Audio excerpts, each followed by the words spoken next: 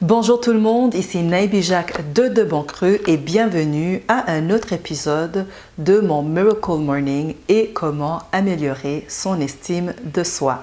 Donc hier j'ai parlé de comment faire taire son critique intérieur et aujourd'hui je vais vous parler de comment faire taire ou évacuer d'autres pensées qui sont dysfonctionnelles ou irrationnelles ou disproportionnées. Et pourquoi je dis ça? C'est parce que des fois, il arrive qu'on se crée tout un scénario par rapport à quelque chose.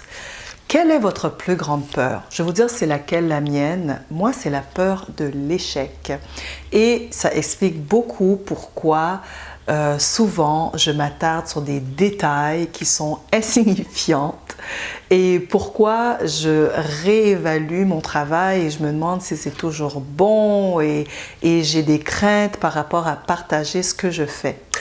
Et c'est quelque chose, encore une fois, ça fait partie de ma vie de tous les jours et ça va beaucoup mieux, mais c'est toujours une petite pensée là qui me vient de temps en temps à la tête à chaque fois que je dois partager un travail ou que je dois le faire voir à d'autres personnes que moi.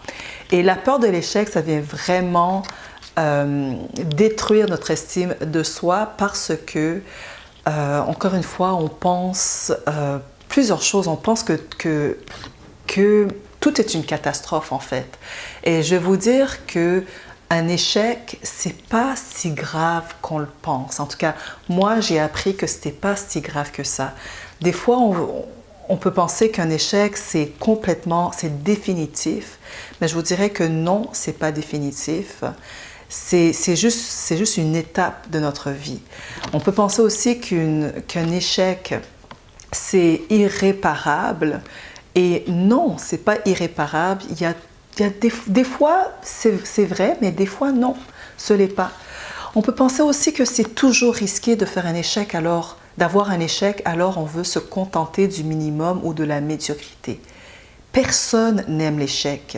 Et c'est sûr que c'est pas agréable, mais c'est essentiel pour pouvoir, ça nous permet, il faut avancer, il ne faut pas se bloquer par rapport à ça. Parfois aussi, on peut penser qu'un échec, c'est ridiculisant. Et oui, c'est vrai, ça peut être drôle et ridicule, mais il ne faut pas se prendre trop au sérieux non plus. Il faut aussi peut-être même en rire et de se dire que, encore une fois, c'est une étape et ça nous permet de progresser vers quelque chose de meilleur. On peut penser aussi que les gens vont perdre confiance en nous si on échoue quelque chose et peut-être que non, pas du tout. Je veux dire, c'est pas fataliste. Si on échoue quelque chose, eh bien, il faut se demander pourquoi on a échoué et qu'est-ce qu'on peut faire de mieux la prochaine fois. Ou peut-être qu'une personne pense que il y a des domaines dans lesquels on devrait s'améliorer. Et c'est juste ça qu'il faut en tirer. Donc, je vais vous donner quelques petites façons de gérer. Moi, je vais vous donner des façons que j'utilise pour essayer de gérer mes échecs, si ça arrive. C'est de me dire que tout n'est pas noir ou blanc. Il y a un juste milieu là-dedans. C'est pas tout ou rien. Il faut que ce soit quelque chose qui soit intermédiaire.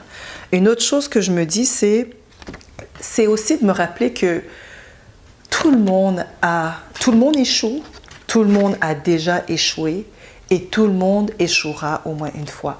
Des histoires de succès qui se sont faits rapidement en un rien de temps, ça n'existe pas. Des fois, quand on lit des histoires de réussite, on oublie tout le labeur et tout le travail et toute la sueur et les échecs que la personne a dû vivre avant d'arriver où elle en arrive aujourd'hui. Ça n'arrive pas. Je veux dire, c'est peut-être très rare, quelqu'un qui est né sur la bonne étoile et qui a tout pour lui. Souvent, la personne a échoué plusieurs fois. Donc ça, si vous lisez beaucoup de biographies sur des gens qui ont réussi, ils vous raconteront ce par quoi ils sont passés avant d'arriver où ils en ont aujourd'hui, et ils ont été juste persévérants plus que la plupart des autres personnes. Et c'est de savoir aussi que quand on échoue, il y a une raison à cela, et il faut pouvoir tirer un enseignement de cet échec-là, donc d'apprendre et de dire qu'est-ce que je peux faire de mieux la prochaine fois, et de ne pas lâcher et de ne pas abandonner. L'échec, c'est une étape de notre vie, ce n'est pas une fin en soi. Et c'est quelque chose que j'essaie de me dire à chaque fois que je fais quelque chose. Et au final, le plus important, c'est que j'ai agi, que je sois passée à l'action. Alors ça, c'est ma dernière vidéo par rapport à comment changer son rapport à l'action. Premièrement, c'était le fait d'agir. Ensuite, c'était de faire taire son critique intérieure.